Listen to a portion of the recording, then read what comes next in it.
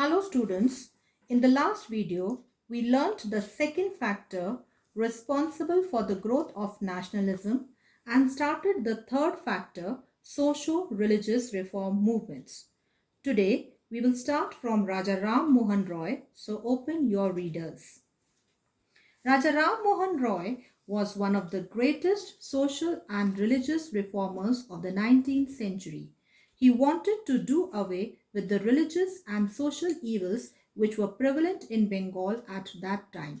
Do away means to remove. So he wanted to remove all the religious and social evils which were prevalent in Bengal at that time. Now underline this. In 1828, he founded the Brahmo Samaj, which was later renamed Brahmo Samaj. So, in 1828, he founded Brahmo Samaj. The Brahmo Samaj believed in monotheism or worship of one God. So, this Samaj believed in the worship of one God. It condemned. Condemned means criticized. So, this Samaj criticized idol worship and laid emphasis on prayer, meditation, charity, morality, and strengthening the bonds of unity between men of all religions and creeds. Ram Mohan Roy was against the rigidity of the caste system. He started a campaign. Campaign means movement for the abolition of sati and parda system, condemned polygamy, condemned, criticized. Polygamy means the custom of having more than one wife at the same time, discouraged child marriages, and advocated the right of widows to remarry. Now underline this. It was because of the efforts made by Ram Mohan Roy that William Bentinck, the Governor General of India, passed a law in 1829 making the practice of sati illegal and punishable by law. So, it was because of Raja Ram Mohan Roy that William Bentinck, he passed a law in 1829 making the practice of sati illegal and punishable by law. Sati, you know the meaning of sati? Sati means practice in India where widow threw herself on to her husband's funeral pyre. He also protested against restrictions on the freedom of press. In the words of Rabindranath Tagore, Raja Ram Mohan Roy inaugurated means to start. So he started the modern age in India.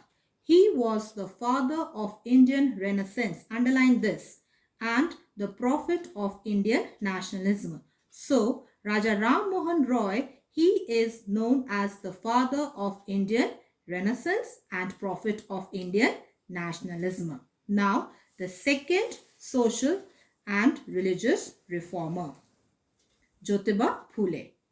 Jyotiba Phule was an urban educated member of a so-called low caste. His education and personal experiences had made him critical of Hindu religion and customs.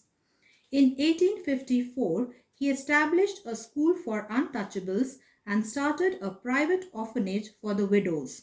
He wanted to liberate the depressed classes and make them aware of their rights by educating them.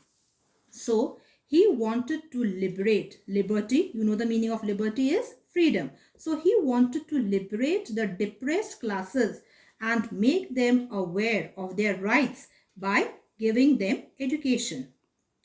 He founded, now underline this, he founded the Satya Shodhak Samaj in 1873 with the aim of securing social justice for the weaker sections of society.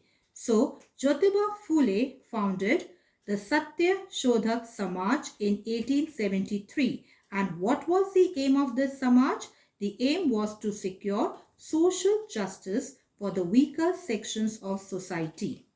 He pioneered the widow remarriage movement in Maharashtra and worked for the education of women.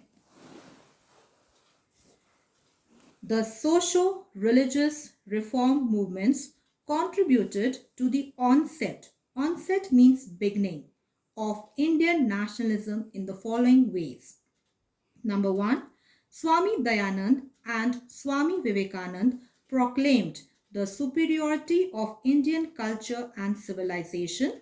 Second, the reformers condemned means criticized. So, the reformers criticized untouchability and the caste system. The ideas of brotherhood and equality attracted the so-called lower castes. Number three, the reformers taught people not to ignore the importance of women who could participate in the national movement. So reformers, they were in support of women. They said that even women should be included in the national movement. Number four, they protested against the British domination of India. Now underline this.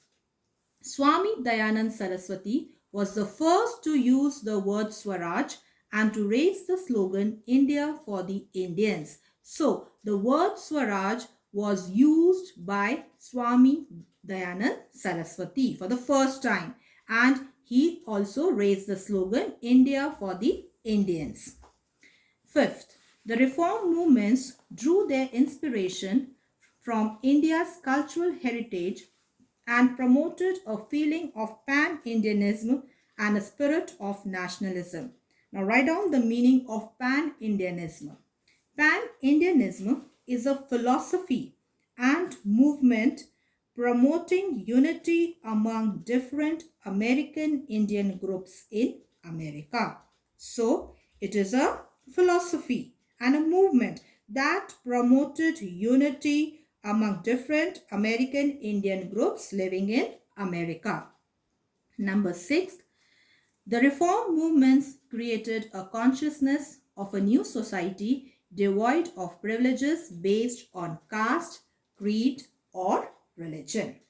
Now, the fourth factor, role of the press. Large number of newspapers were started in the later half of the 19th century. Now underline. Some of the prominent newspapers were the Amrit Bazar Patrika, the Bengali, the Tribune, the Pioneer, the Times of India, the Hindu, and the Statesman in English. So these were the prominent newspapers of that time. Many other newspapers and magazines in the vernacular languages were also brought out. You know the meaning of vernacular? Vernacular languages means like Bengali, Marathi, Hindi, Tamil, etc. These newspapers played a significant role in developing a strong national sentiment among the Indians. It did so in the following manner.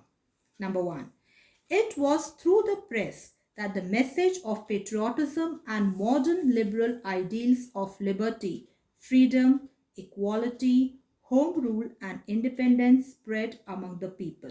So, press helped in spreading the ideas of liberty, freedom, equality, home rule, etc. Second, now this point is important, underline. The press carried on daily criticism of the unjust policies of the British government in India and exposed the true nature of British rule in India. So daily in their newspapers, they used to criticize the unjust policies of the British government, and they were showing the true nature of the British rule in India.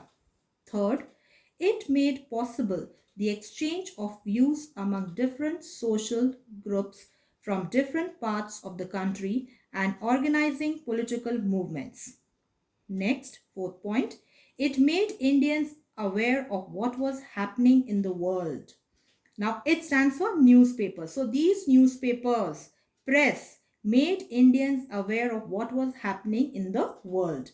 This awareness helped them to understand the political and social development of the outside world and shape their own policies and programs.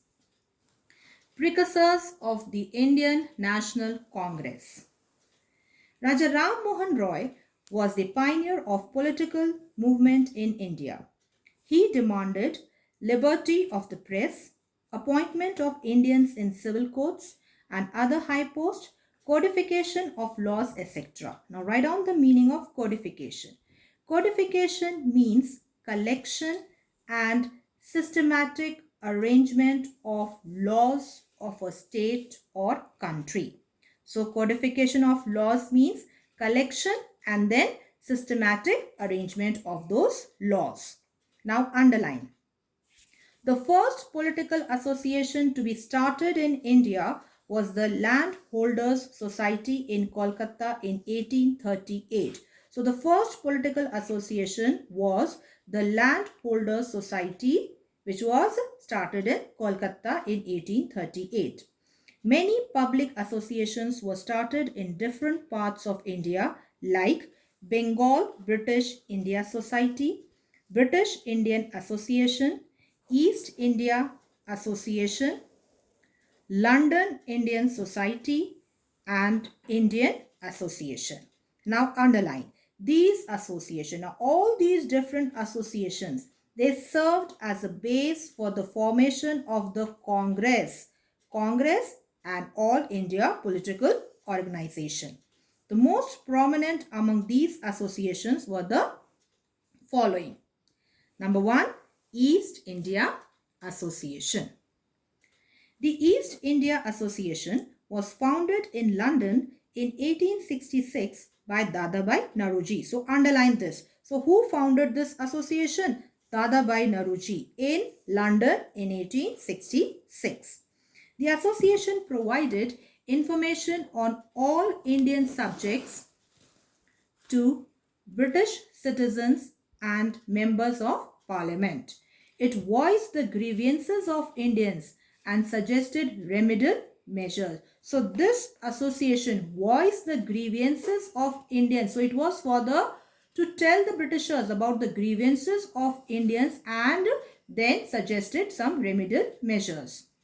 Dadabhai Naoroji, the grand old man of India, was of the opinion that the British were basically just and good. Very important line, underline. So according to Dadabhai Naoroji, the British were basically just and good.